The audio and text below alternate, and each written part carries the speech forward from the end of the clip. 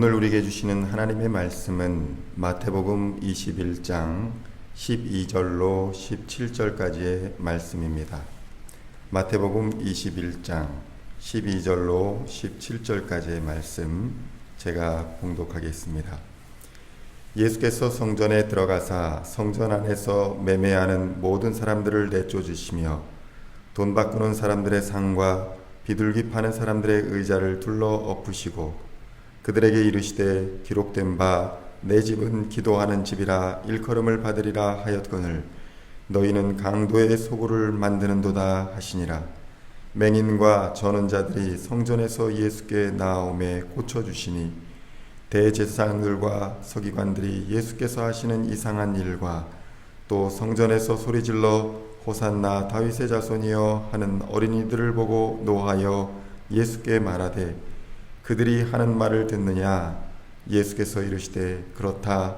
어린아기와 젖먹이들의 입에서 나오는 찬미를 온전하게 하셨나이다 함을 너희가 읽어본 일이 없느냐 하시고 그들을 떠나 성 밖으로 베다니에 가서 거기서 유하시니라. 아멘. 오늘은 마태복음 21장 12절로 17절까지의 말씀을 본문으로 교회는 무엇을 하는 곳인가? 라는 제목으로 은혜의 말씀을 나누고자 합니다. 세상이 발전하는 속도는 교회가 따라잡기가 어려울 정도일 때가 있습니다. 제가 어릴 때만 하더라도 교회는 발전되고 선진적인 문화를 전달하는 곳이라 여겨졌습니다.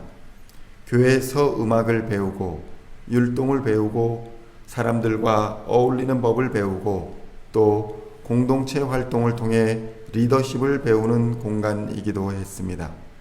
그러나 요즘은 어떨까요? 요즘의 교회는 현실적으로 세상보다 뛰어난 문화를 전달해 주지 못합니다.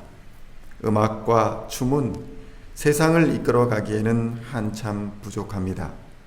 공동체 활동에 있어서도 잘 사는 사회에서는 돈을 지불하고 전문가들에게 배우는 것을 더 선호합니다. 그렇다면 이제 교회는 그 기능을 다한 것일까요? 오늘 본문을 통해 교회가 근본적으로 가지고 있는 사명과 본질을 이해하고 세상을 변화시키는 주체로서 어떻게 기능하여야 할지를 살펴보고자 합니다.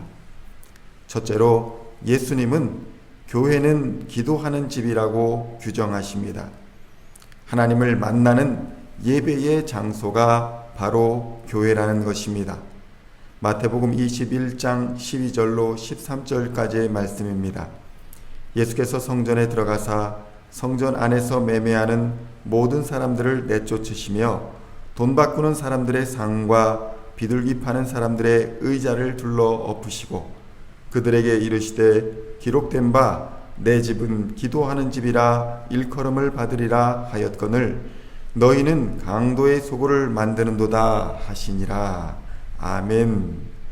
예수님은 성전에 들어가시자 성전 안에서 매매하는 자를 내쫓으시고 돈 바꾸는 사람들의 상을 엎어버리고 비둘기 파는 사람들의 의자를 둘러 엎어버리셨습니다. 그러나 당시에 이 사람들은 성전 운영에 꼭 필요한 사람들이었습니다. 예배를 보다 효율적으로 드릴 수 있도록 돕는 사람들이었으며 예배에 참석한 사람들에게 편의를 제공하여 보다 편하고 쉽게 예배를 드리도록 하는 기능들이었습니다. 그러니까 요즘으로 말하면 교회 안에 서점을 뒤엎어버리고 교회 식당 의자를 둘러 엎으시고 교회 안에 편의시설들, 농구대, 탁구대 이런 것들을 다 엎어버리신 것입니다.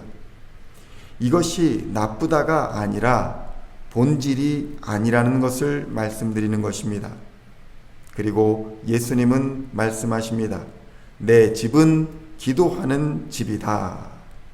성도 여러분, 교회는 교육부가 없어서 식당이 없어서 서점이 없고 커피숍이 없어서 부흥하지 못하는 것이 아니라 기도가 없어서 부흥하지 못하는 것입니다. 교회는 기도하는 집입니다. 교회가 기도하는 사람들로 가득 찰 때 부흥은 자연스럽게 따라오는 것입니다. 여기서 기도하는 집이란 바로 기도를 통해 하나님을 만나는 것을 의미합니다. 따라서 기도와 예배를 통해 하나님을 만나고 그를 통해 하나님의 영광이 선포되는 곳이 바로 하나님의 집인 것입니다. 하나님의 집인 교회의 주인은 바로 하나님이신 것입니다. 교회를 아무리 화려하게 꾸며 놓아도 예배가 없는 교회, 기도가 없는 교회는 그저 화려한 건물에 불과합니다. 진정한 하나님과의 만남이 없는 곳은 그곳이 심지어 예루살렘 성이라 할지라도 무너져 멸망할 수밖에 없는 운명을 맞이하게 될 것입니다. 교회는 기도로서 세상을 변화시키는 곳입니다. 둘째로 교회는 하나님께 나오는 자들이 치유되고 회복되는 곳입니다. 마태복음 21장 14절의 말씀입니다. 맹인과 저는 자들이 성전에서 예수께 나오매 고쳐주시니 아멘. 교회는 상한 심령, 상처 입은 사람들이 예수께 나와 말씀 가운데 회복과 치유함을 받는 곳입니다. 성도 여러분, 여러분의 마음의 짐, 삶의 짐을 십자가 앞에 내려놓고 살아계신 예수 그리스도를 우리 시온 중앙장로교회에서 만나시기를 우리 주님의 이름으로 축원드립니다. 누구든지 예수의 이름을 부르는 자는 하나님이 친히 불쌍히 여기사 만나 주실 것이며 어떠한 상처나 어려움도 예수 안에서 십자가의 보혈로 깨끗이 씻어 주실 것입니다. 교회는 바로 상처난 세상을 치유하고 회복시키는 곳입니다. 마지막으로 교회는 하나님을 찬양하는 곳입니다. 마태복음 21장 16절입니다. 예수께 말하되 그들이 하는 말을 듣느냐? 예수께서 이르시되 그렇다. 어린아기와 젖먹이들의 입에서 나오는 찬미를 온전하게 하셨다 함을 너희가 읽어본 일이 없느냐 하시고 아멘. 교회는 이렇게 죄에서 자유함을 얻은 자, 영적 절망에서 회복된 자, 육신의 질병에서 치유된 자 등 하나님의 은혜를 경험한 자들이 모여서 하나님을 찬양하는 곳이라고 예수님은 말씀하고 계시는 것입니다.